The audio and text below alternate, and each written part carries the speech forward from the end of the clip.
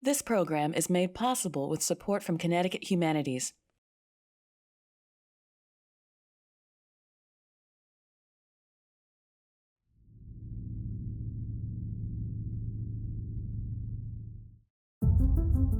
As misinformation and so-called fake news continues to be rapidly distributed on the internet, our reality has become increasingly shaped by false information. The so-called fake news. Fake news. You are fake news. Discussions of democracy and discussions of propaganda have always gone together.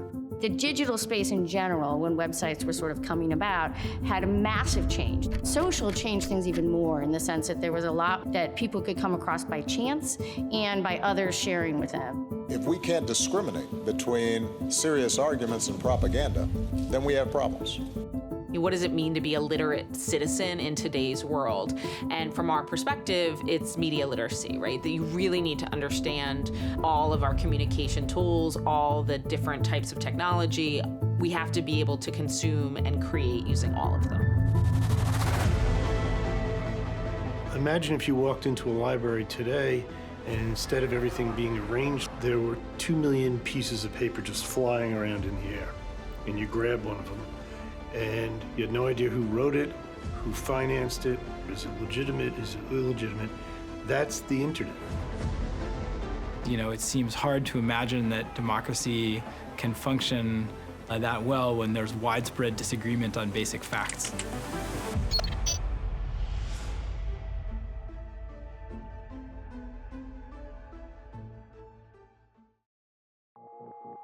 The daily avalanche of legitimate news from cable TV, social media, and endless websites often includes news reports that look real but are actually jokes or hoaxes and propaganda.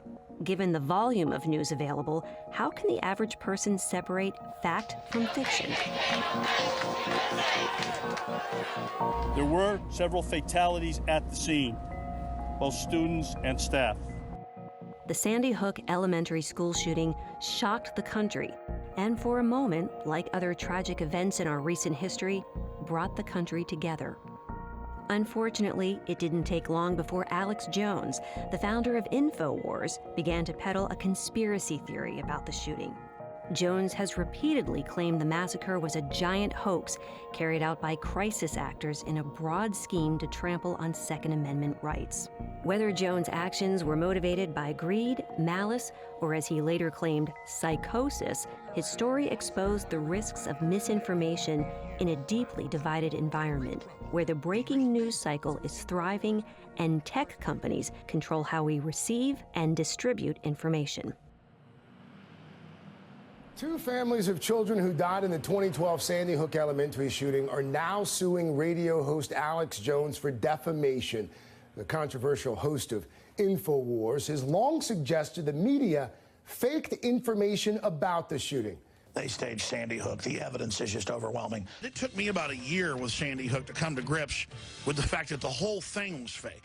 It's almost political theater. It's, agit-prop kind of performance art in the most bastardized and sadistic way. They've got the kids going in circles in and out of the building with their hands up. I've watched the footage, and it looks like a drill. Ultimately, someone like Alex Jones, given the architecture of the internet, is probably going to make more money as an outrage influencer than he would as a small local news organization. It's not actually about children anymore. It's stripped of any notes of empathy or sympathy or cognitive understanding about how things happen. But what happens is there's an alternate framing that attempts to make sense out of, an event in a way that fits their own worldview. Given how crazy this stuff seems, why is it that people could come to believe it? Shouldn't our reasoning abilities allow us to see that this content is obviously not true? This classic effect from cognitive psychology called the illusory truth effect is the finding that just hearing a statement repeated makes it seem more plausible.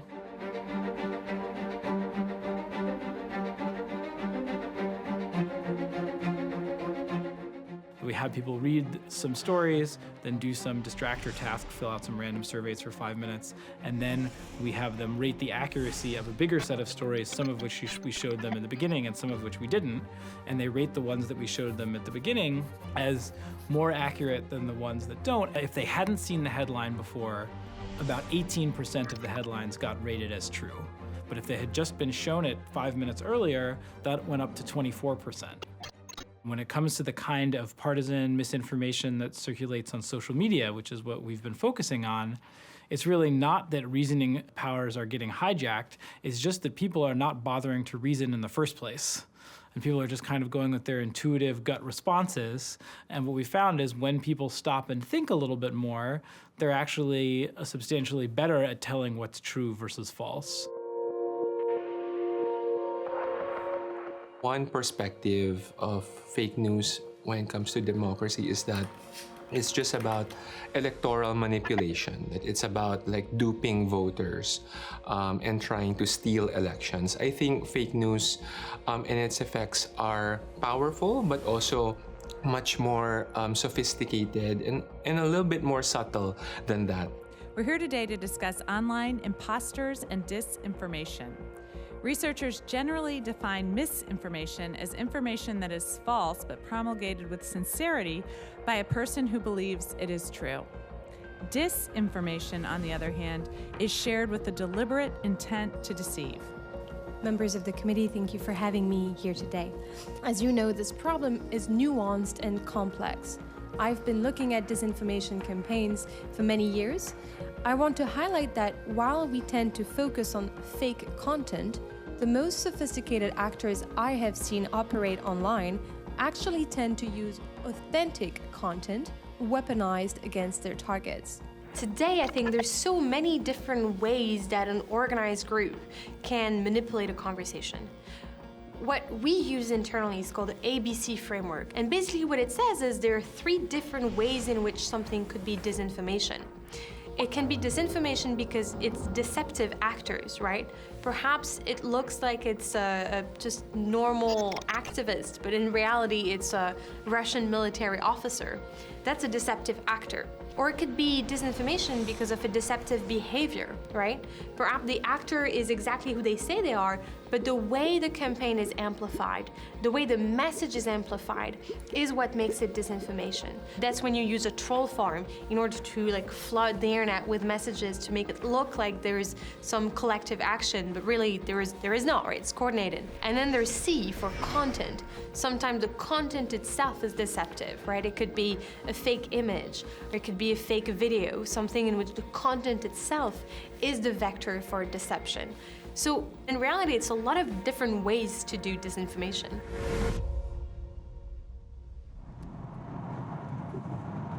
In the run-up to the 2020 presidential election, the United States is headed into what could be one of the most extraordinary years of claims and counterclaims, misinformation, and a renewed public perception that our democracy and truth itself are under attack. When we asked Americans about made-up news themselves, is that 50% say that it's a very big problem facing the country today. And that places it above things like the environment or terrorism or some of these other major issues.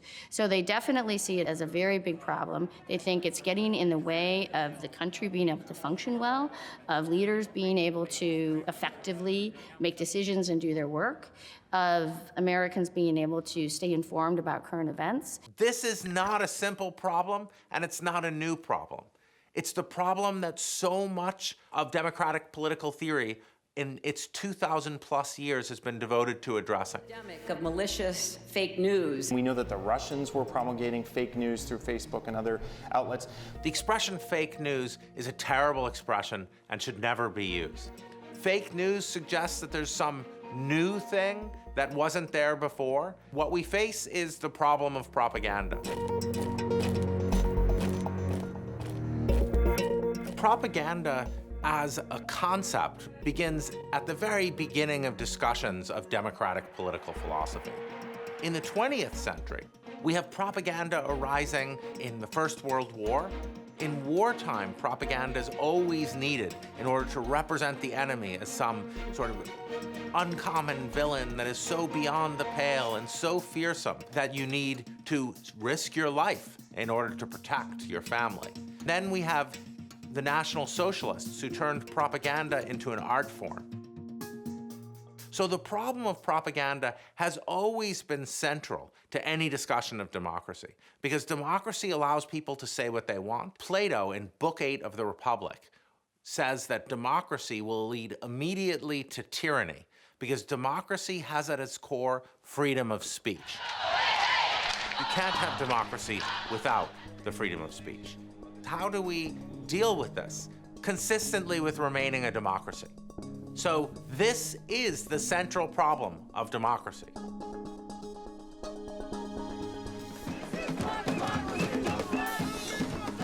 We can actually remove a lot of the partisan politics from this and say it's not about the left, it's not about the right, it's about being able to trust your sources of information. The public puts most of that onus on journalists and the news media to sort of solve that problem of made-up news, although most of the public thinks it will get worse over the next 5 years than think it will get better. Decades earlier, we could all rely on and trust the fact that what news anchors were telling us on television was socially accepted fact. But with the rise of social media and going from Web 1.0 to 2.0 to Web 3.0, where anyone can create a social footprint that mirrors that of a media organization, the ability to trust that information is almost completely lost on us. As tech giants and media conglomerates fight for control of the 24-hour cycle, independent newspapers, the backbone of local and regional journalism, remain the most trusted source of news around the country. Is it the threat of Russian maneuvering or the death of trusted local journalism that poses the biggest risk to reliable news in America? Even the best local newspapers have struggled to fully adapt their business models and newsrooms to this new media landscape. Thousands of reporters and editors have been cut in the past decade, greatly diminishing the capacity of independent newspapers to consistently cover their communities in depth. The Gazette's been around for 125 years. We just celebrated our 125th, and it has been a family newspaper the whole time. Right now, we're owned and controlled by a brother and a sister. We really, I think, are the quintessential, locally owned family business. It's definitely the worst it's ever been in terms of questioning whether the media is in bed with somebody or is corrupt. When you ask questions about trust, you ask about local news organizations, and they tend to get the highest level of trust from Americans, about 25%. They would say they have a lot of trust. National drops down to close to 20%. But when you ask about social media specifically, you're down in the single digits when it comes to trust. There's still not a lot of understanding once you pull back the curtain on the newspaper business, or I'd say the media business in general. As a reporter, I don't have an opinion. It's not my job to have an opinion.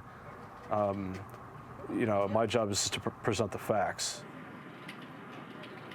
A newspaper has an opinion section, which is different than editorial section. Not many people understand that that's not the opinion of the reporters, but just a small group of people who form those. Head southwest on Maxon Road extension toward Vanderbilt. Schenectady is it's a classic American Rust Belt city. A lot of the the housing stock in some of the city's neighborhoods is substandard. We've been reporting on these issues because several prominent buildings have been condemned, and we find that people are still living there despite safety issues. But where can they go if they're low income? We know somebody's home because we saw them come out as they're driving by.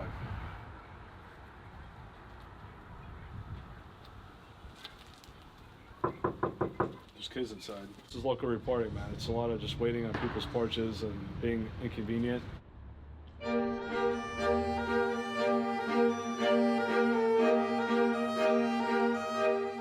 Our paper, like a lot of papers once upon a time, made a lot of profit from our print advertising business. We had tons of very loyal advertisers. There was this shift to digital journalism. We were slow to respond. The digital space in general, when websites were sort of coming about, had a massive change to the way news was structured and sort of breaking up that bundle.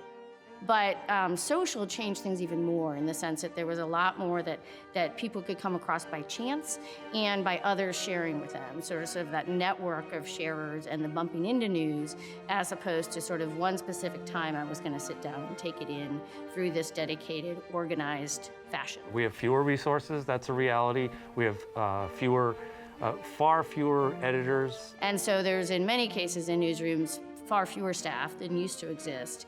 And the news cycle itself has become minute by minute. Breaking news tonight, the drama unfolding on Capitol Hill. We are breaking in on a very busy news day. Busy news night, busy news week. Fast-moving developments on fast-moving fires. Breaking news. And so there's a constant feel of the need to stay up to date with whatever is breaking or happening at the moment. And with fewer staff, being able to sort of turn away and spend time on a focused, dedicated story becomes harder for news organizations to be able to do. It would be impossible to understand today's news environment without understanding the role and impact of satire and late-night comedy in the current 24-hour news cycle. Thank you. And what kind of real news have you heard out there? We've always wanted to do an exhibit about the power of satire and free expression in the First Amendment, and this gave us a perfect opportunity to do it. What better moment than the year before a major presidential election to talk about the power of politics and satire. And now, for our continued comprehensive coverage of The Final Blow.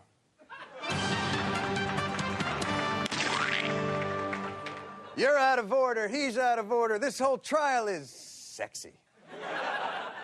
President Clinton's historic impeachment trial begins Thursday, and the most important issue facing the United States. It does seem like a very innocent time back 20 years ago when Jon Stewart started doing his show and people dubbed him fake news because they weren't real journalists. They were doing sort of reporting, they were interviewing people, they were gathering facts and adding humor to it, and people called it fake news. Well, that term has become a much more malevolent term these days. Waterboarding is how we baptize terrorists.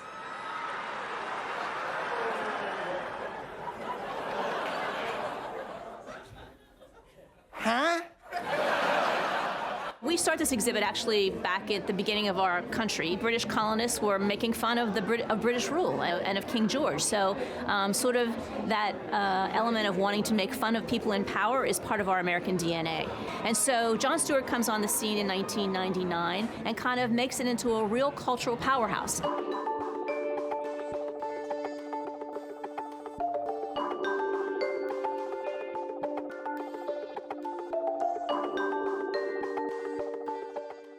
I think it evolved. Early on, it was doing, I guess you could kind of say a little bit that juvenile humor that, you know, is so much a part of, you know, shows like Saturday Night Live and others. And then he really kind of twisted it to kind of get it into like, let's talk about some more important issues.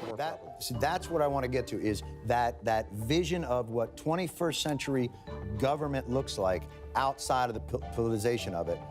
Individuals have to be really careful about the way that they experience information. Does the headline support the facts?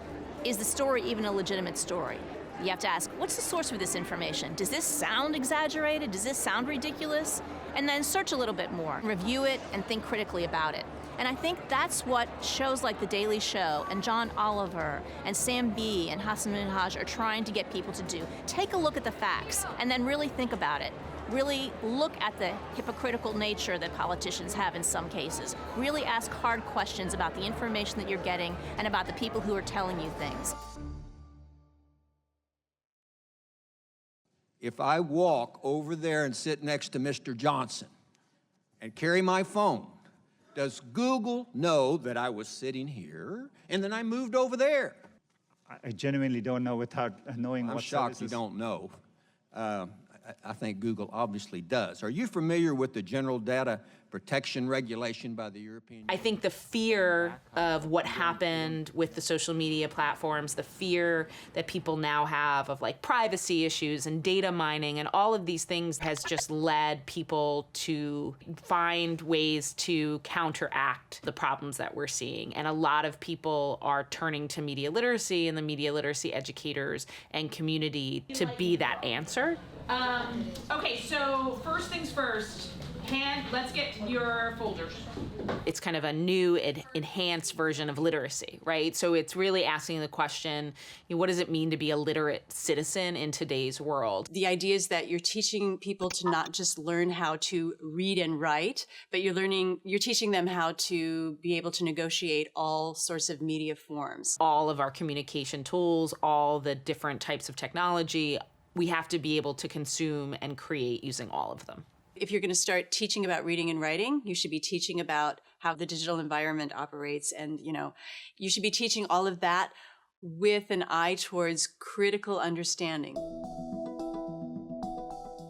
As students spend more and more time in the digital world, the concept of digital citizenship is seen as an important area of educational knowledge, not only in the United States, but around the world. So digital learning, the general definition, is any type of learning that incorporates technology usage within it. Or a more practical use of digital learning, or how digital learning is more formally known across education, is in the type of practices of teaching kids how to use computers in a responsible and respectful manner. Go ahead and minimize the game so that we can see your code, Maya. And team, let's get ready to share some shout outs and suggestions from Maya. I see several students want to give you a shout out and suggestion. They don't know how to use this technology. And when they get online and you start to use the internet, there's a whole world that's open to them, right? There's so many things that they're exposed to, and there's so many things that they can explore. And unfortunately, without the proper guidance, kids tend to make bad decisions. They tend to not understand how their actions in the internet will affect them later on in their life. A lot of times we have the misconception that because our kids are so exposed to technology that they automatically know how to use it and they know what to do. And that is false. Kids need guidance in how to use the technology just like anything else. As we examine the role of media literacy in the lives of our children, we must also reconsider its position in the lives of our parents and grandparents who've witnessed the drastic shift from a print culture to a social media culture, vulnerable to similar threat. I think that there is something very much to be said about the generational gap of how people have used the internet over time. I remember using Napster as a kid and also understanding like what is above board and what is not. For older generations, and this is what we've seen in a lot of the academic literature, there is more of kind of a susceptibility or vulnerability to kind of consuming more of it, and then also over time believing it. And that's not to say that older generations are searching for this content by any means. They are being targeted repeatedly. Over 65, that population shared more fake information than any other population during the 2016 election. And I think culturally and generationally, they grew up in a time where, if you read it, it was true. So I'm going to rest my finger where it says open 7 days a week, right on the word open, and I'm going to let go. And now what I've done is... The dirty word that nobody wants to use is ageism, right? We live in a society where we have a bombardment of negative stereotypes about people who are older, and we have kind of accepted that somehow we're going to segregate our society on the basis of age. Maybe 15 or 20 years ago, seniors and older adults were driving a lot of our community and our civic dialogues. So when you went to a public meeting or a political event, it was 70-year-olds who were often the people that had the experience and the confidence to speak out on policy issues. But today we've had this sort of moment where all of those dialogues have shifted online, and a lot of the tools and environments that people are using are now digital. The speed at which technology changes puts a challenge on us as a population and as a society to continue to educate people outside of formal education. So the question is, how do we teach? How do we deal with that divide? Because it's there. You mean this? Oh, okay. I thought I was a I read. I learn how to do things that I'm interested in. If I'm looking for news, I go to look for news stories that I'm interested in. I use it, for my daily life. pulling that right handle either to the right and down. What we need today is to get seniors trained and empowered and included in the digital conversations about our country and our community's futures so that they can bring those perspectives back in.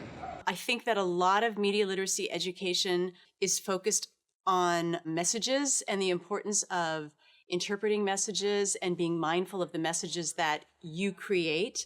Or her claim is that we perceive the printed word as more credible than the visual text. Do we agree with that? One of the reasons I love media literacy, I love teaching media literacy, I love talking about media literacy is because it is so broad and there's so many different ways to practice it. But of course, that makes it hard to scale, right? Because I can't just go into a school district and say, this is the way you have to do media literacy. With that said, though, the fact that it is adaptable, the fact that it can be flexible for different communities and different contexts is a positive. When we're online, we already have the notion that a lot of things are like fake news or like we can't like trust what we see online.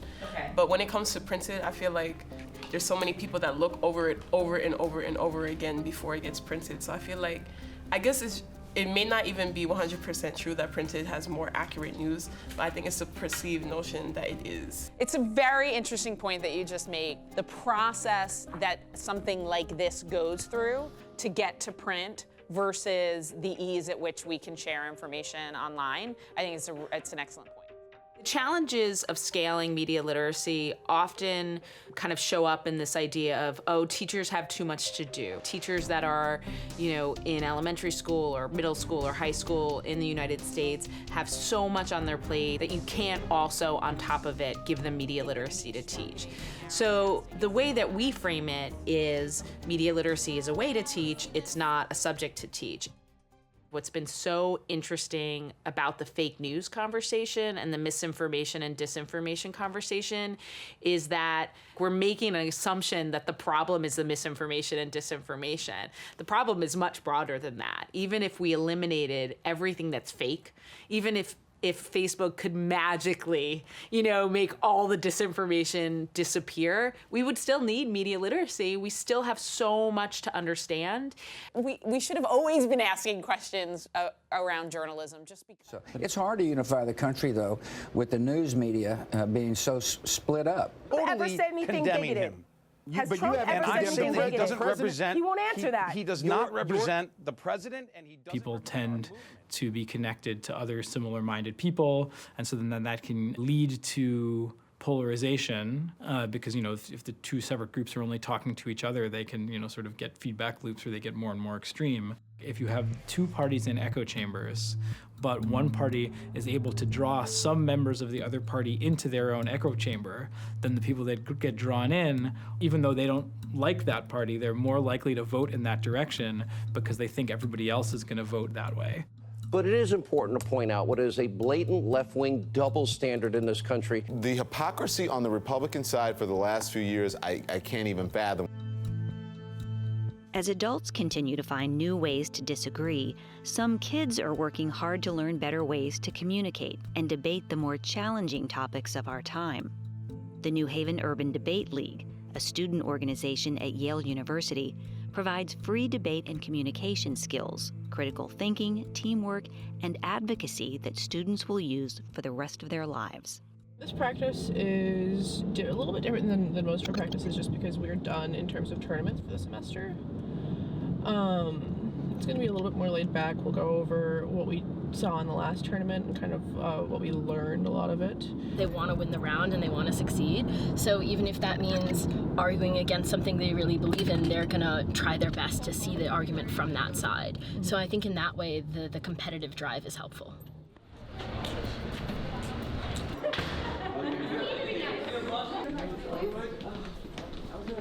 So you guys know that that was it. That was our last tournament of the semester.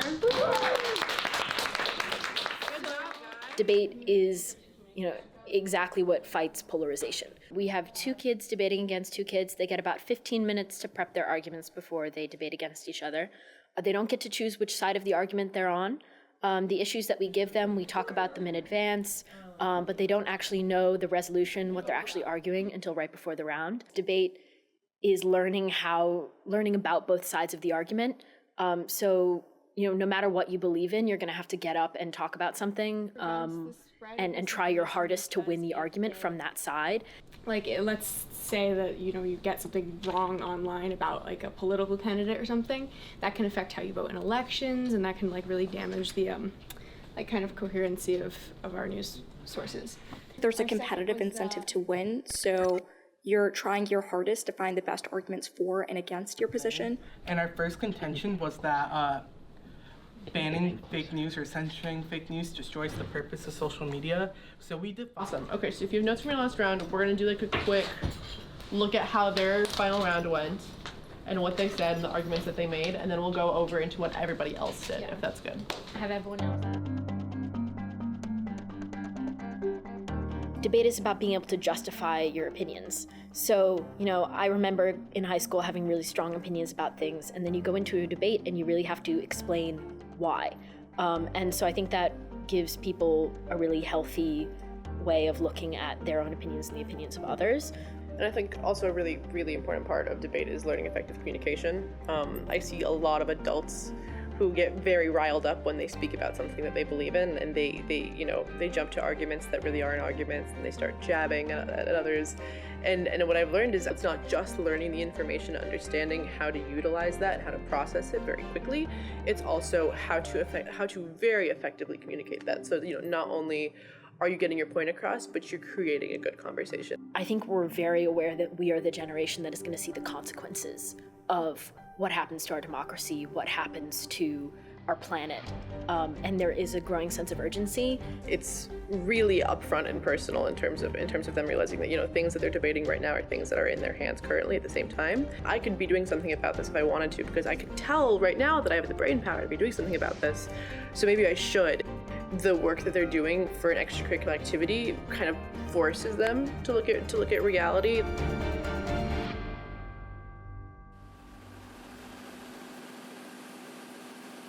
We look around the industry and we're, for lack of a better word, horrified about what we see in terms of, involvement of hedge funds or anybody who maybe is interested in the business for a purely business standpoint. The Daily Gazette has about 200 employees altogether. It's a mix of part-time and full-time.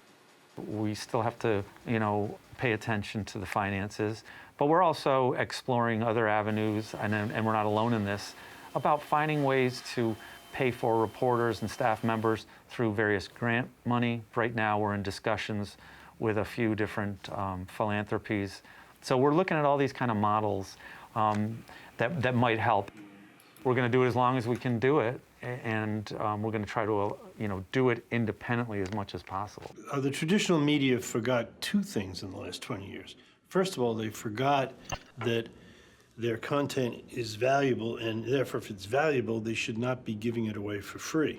Once you give it away for free, you become solely dependent on advertising, which brings us to the second problem, which is if you're solely dependent on advertising, the most important thing is to have some catchy or deceptive headline in order to get a page view. Capitalism makes news deviate from their mission. Under successful democratic times, the news is boring. People are making concessions. One group wants this, another group wants this. The politician says, okay, everybody can have half of what they want. No one's going to turn on the news to watch that. There is no money to be made in straightforwardly doing your democratic job. And it's only $4.99 per month. Now you can watch One America News Network live, anytime, anywhere in the world. Go to our Facebook page and click here to become a supporter today. One of the things about the architecture of the internet is that it provides a series of spaces for content creators to monetize not only the content that they create, but also the visitors that they bring to those websites. But if this bill were to pass, would this prohibit the sale of the Bible that teaches these things about sexual morality? Well, literally, according to how this law is written, yes, it would.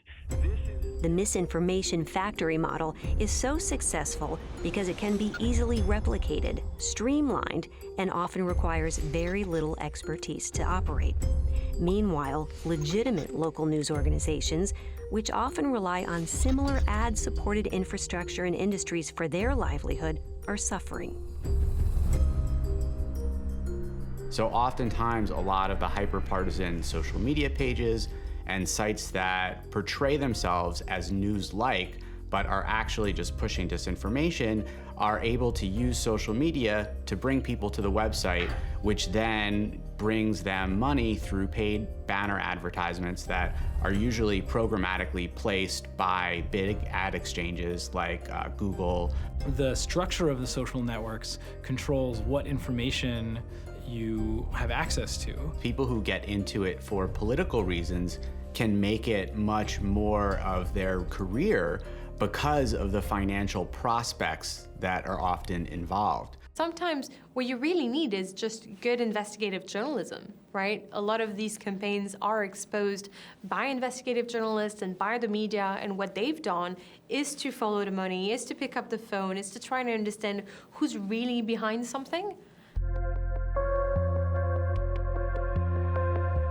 I 100% support everyone's right to free speech, but freedom of speech doesn't mean you're entitled to profit from that work. We've entered an era where brands don't know where their ad dollars are going. When a brand purchases an ad with Google, it uses an algorithm based on keywords to target consumers. However, sometimes these ads can be placed on websites that are unfavorable without the brand knowing.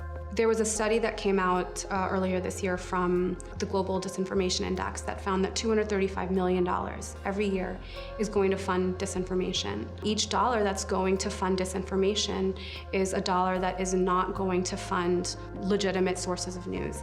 And that's really problematic. The other thing is that brands never asked to be on disinformation sites. So how is it that that much money is going towards disinformation? There's something up. I went on Breitbart News, Breitbart.com for the first time after hearing about it throughout the election cycle.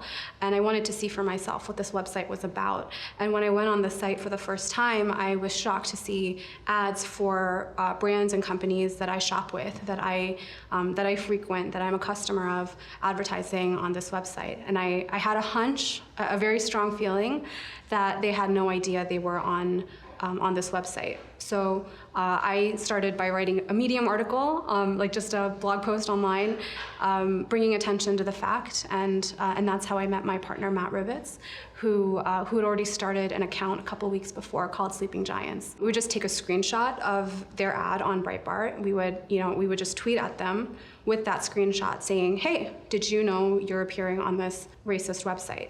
And it really was just a question. It turns out nobody knew. Not a single brand was aware that their ads were appearing on that site. But almost across the board, they were horrified to find out that they were. So we generally got responses pretty quickly. Brands would just, it was Twitter, so they would just respond to us saying, thanks for letting us know, we will be sure to take it down. Breitbart lost 90% of its ad revenue within 3 months. It hit them really hard. We had no idea we were that effective. What we did know is that brands were slowly sort of waking up to where their advertising was going. When they sign up and turn on their Google ads or their Facebook ads, those companies have promised them that they will not serve their ads on any website or any publication that is objectionable or hateful. And they've really reneged on that promise. With Breitbart, that was the first time that a lot of brands understood this. But what the bigger problem here that I see is that there's hundreds of thousands of more Breitbarts out there that tech companies are not doing anything about, that they're not paying attention to. And unfortunately, a lot of brands still don't understand just how massive this problem is. I think on a more structural level, this is about freedom of speech versus freedom of reach. Do you have the right to say something online? Sure, one could argue that.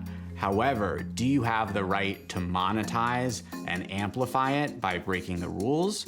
that is an area that I think that we can make significant progress on. You know, we have a lot more power than we did 5 or 10 years ago. Consumers need to understand that we can make that difference just by speaking up. There's definitely this tension in the United States between the freedom to access and publish information and the desire to have, you know, the issue of made-up news somehow be addressed. And there's a real tension that exists there. And in most cases, when we asked this, the public did not want the government to take these kinds of steps if it was going to be a risk to the freedom to access and publish information. They were more willing for technology companies to do so. One man with total control of billions of people's stolen data, all their secrets, their lives, their futures. As you may have already realized, this is not Mark Zuckerberg. Computer-generated videos like this one are known as deepfakes after a 2017 Reddit user of the same name began posting doctored videos on the site. To address their concerns, their hopes, and their dreams. Obviously, the potential for serious harms with these deepfakes is quite great. On elections, international states, for diplomatic purposes, and even for our private lives. That's why we as a country need to take swift action and invest in the research and the tools for identifying and combating deepfakes, and create a national strategy immediately, especially for election integrity and ahead of the 2020 presidential election. We already know of Russia's intentional campaign to spread disinformation throughout the last one, and I don't even want to imagine what Russia or China or just private players, the havoc they could wreak on our elections and our personal lives. For bringing attention to the problems of deep fake technology. And go Navy, beat Army. So I will say media manipulation is really not a new thing. As I mentioned, you know, we have some examples in the 1860s. That was about 20 years after the first photography was ever made in human history. You know, about 100 years later, with the computers, with the internet and digital camera, we have Photoshops, and then we start to see fake photographs, and making photographs is much easier. You know, Forrest Gump is one famous example where they actually put Gump into this video sequence. Congratulations. How do you feel? I gotta pee. I believe he said he had to go pee. Making fake videos are difficult, but it's also possible. So it's usually what Hollywood big studios can make them with big budgets. My general research interest is in computer vision and machine learning with a special focus on digital media forensics, which is essentially tell if a piece of digital media, including image, video, or audio, it has been manipulated digitally in some way. With the abundance of online media we share, anyone is a potential target of a deepfake attack. Blinking is a subconscious activity that normal person usually blinks between 8 seconds, 6 seconds to 10 seconds. And if you have a longer video that the person does not blink, this probably give us some kind of some cue that this may not be a real video. The face, the head is moving in 3D, but the face is actually pasted on with a 2D transform. And the 2D transform always some discrepancy. Well, I think there's no doubt that this technology gonna grow as as time goes by, and there's a huge amount of interest actually on the research side of generating more realistic images as close as possible to human voice or human faces. It can be used in either a good way or a bad way, depends on who's gonna use it.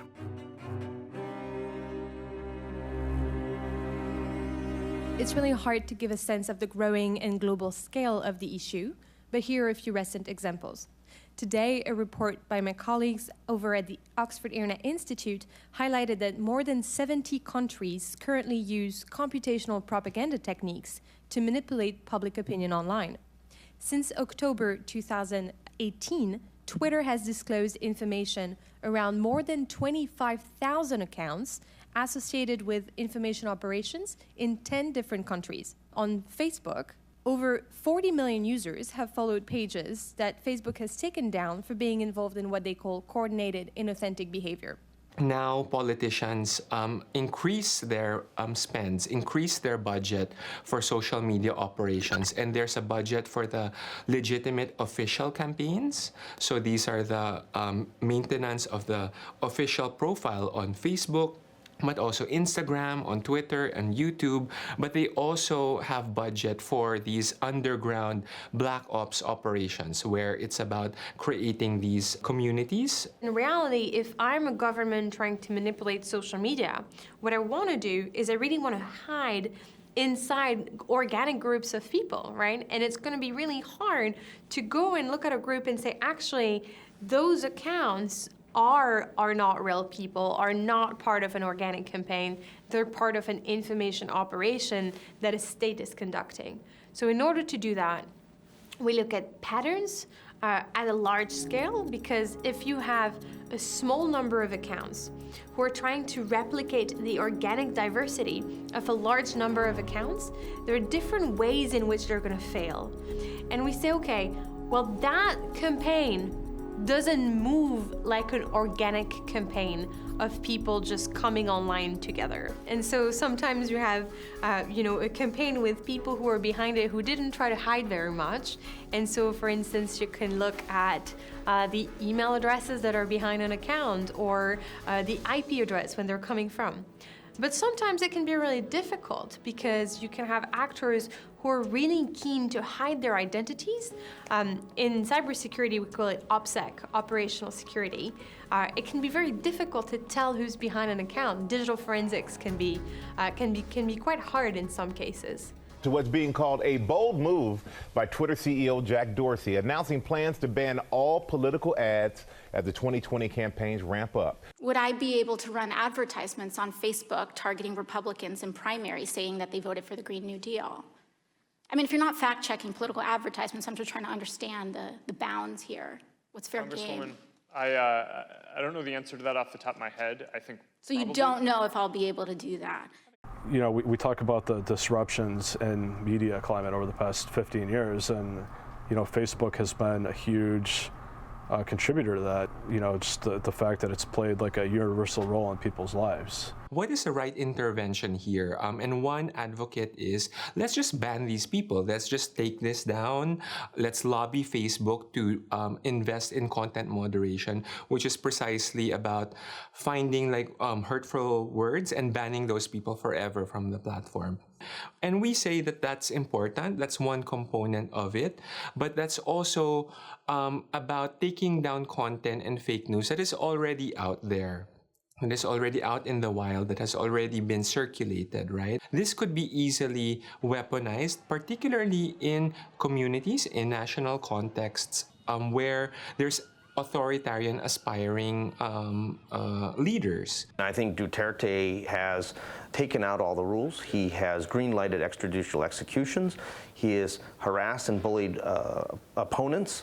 He's insulted the President of the United States and the United Nations. We see this in Malaysia, we see this in Indonesia, Thailand, and the Philippines, where there are attempts to regulate fake news, and the solution to fake news is actually even worse than the actual disease. To actually silence the opposition, to muffle people who are expressing political dissent. And that's why in our research, we're trying to argue against content regulation, which we can't rely on the government to tell us what is fake news or not. And so the trust level, that sort of gut reaction to trusting the news I get on social media is very low. And we also ask about do you think it's generally accurate or inaccurate? And you have more people that would say it's largely inaccurate. It's majorities that also say it's not really helping me be more informed about the events of the day. But at the same time, they turn to it, and the main reason they say they turn to it is for convenience. There's sort of these caution flags that people may have in their head, but they're definitely still going to use it. In the newspaper, you could skip from story to story, but the default is once you start reading a story, the default thing is keep reading that story. Whereas in social media, the default is get immediately on to the next story, and you have to put in extra effort to then click out, open it up, and go through the story in its entirety. A lot of things in that space come to you as opposed to you needing to seek them out. I think it's hard for the artificial intelligence algorithms to keep up with the continually changing target of what makes something misinformation. Every time we detect a new technique, we see people inventing another technique. What we've been working on a lot is the power of the wisdom of crowds. The classic example of this was, from the early 1900s. At some county fair, there was an ox, and a guy went and had people guess what's the weight of the ox. And any individual person had no idea. Once he averaged the answers of a whole bunch of people, it was exactly right. And this has been shown in all different kinds of domains. And so I think the big question right now is how well does the wisdom of crowds work in identifying fake news and misinformation? But I think that the advantage of the crowd approach is you don't need trained experts. If you're Facebook, for example, you have a lot of money to throw at this problem if you are so inclined. And so you can hire a big crowd if the crowd doesn't have to have any particular expertise or skills. Right now we have the destruction of truth itself. Right now we have people trying to say there is no truth. It's just which side are you on? That's just treating the information space as a complete game. There are always going to be very loud voices on the fringes of both sides advocating things that will generate, conversation. But if we focus on how, they can sustain financial operations by doing this, that's an area that I think that everyone can agree on deserves action. It has to be human first, machine second. On the one hand, there is a role for automation, for artificial intelligence, for machine learning, because the scale of the problem calls for that. But on the other hand, it has to be guided by humans, of course, right? By deep expertise, by people who truly understand the nuances of the problem and the trade-offs that come with it. NewsGuard is a browser plugin currently, and it works on Safari and Chrome and Firefox and Edge, and it's the result of humans looking at news and information websites and trying to figure out whether or not those websites are credible or transparent. What we try to do at NewsGuard is to restore some order and some sense of context. We've hired dozens of journalists who read and review and rate websites. It's a process that typically involves 5 or 6 layers of people, starting with the person who drafts what we call the nutrition label and the rating. These different shields, these are our reviews, and if you hover over it, you can see that we think this website, usnews.com, is generally reliable, and we explain the different criteria, whether it's a yes or no for those things. And we also have a full report. We call it a nutrition label. We've rated about 3,700 news sites in the United States, Italy, France, Germany, and the United Kingdom. And in each of those countries, those sites are responsible for at least 90% of the news and information consumed online in those countries. If you come to a website maybe you're not familiar with, you'll see our red shield. And so we think that this website severely violates basic standards of credibility and transparency. And again, we sort of explain all our rationale for any of those no's. It also shows up in Facebook feeds and Twitter feeds. So if you come across a website in a headline that you've not heard about or don't know anything about, we've probably rated it, and you can, make your own decision if you think that website is reliable or not. What we've designed this whole thing to be is the opposite of an algorithm. First of all, we're completely accountable. All of our work is right there. We're completely transparent. We call for comment if any news site seems not to be living up to even one of the 9 criteria, even if it's relatively minor, we call for comment. The last difference is, unlike an algorithm, we want people to game our system. We want news sites to see, well, gee, if I did this, if I had a corrections policy, for example, I can get a higher score from NewsGuard. And so far, over 600 different news sites here and around the world have changed something about what they do in order to get a higher score. As the volume of data grows, so does the chance of handling misinformation that challenges both the machine and human ability to uncover the truth. So it's really important, I think, to zoom out and look at this problem set as something that's really about consumer protections and access to information. Too many factors, too many viewpoints, too many arguments. But what if there were right answers? What if they've been right here under our noses all this time, and we've been too busy trying to prove ourselves right to notice? The role of consumers is to become more knowledgeable consumers of information, to be more knowledgeable about all those headlines that they see on their newsfeed. That's always the important piece of it. You need to be asking a lot of questions about what it is that you're doing, what are you engaging with, whether it's a written text, a video text, a sound text. I'm hoping that a lot of this resources and strategies is more accessible to all schools, and all schools understand how to implement it better. If we pretend that the problem is entirely new, we will forget the old solutions. The old solutions tell us to eliminate inequality, to address poverty, to educate our citizenry, to make people less susceptible to fear and anxiety.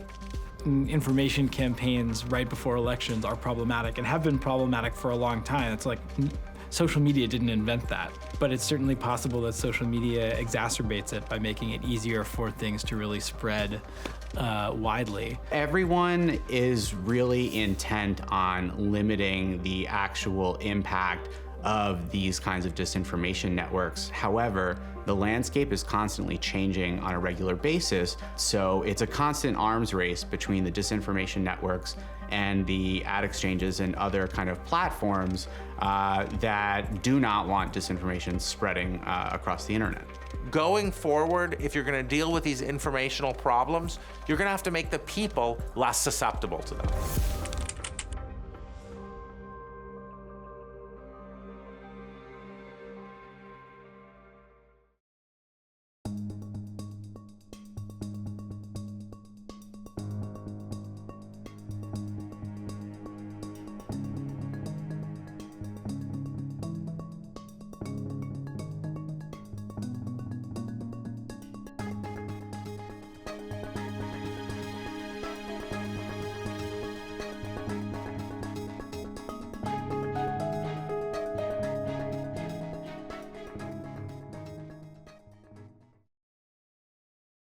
This program is made possible with support from Connecticut Humanities.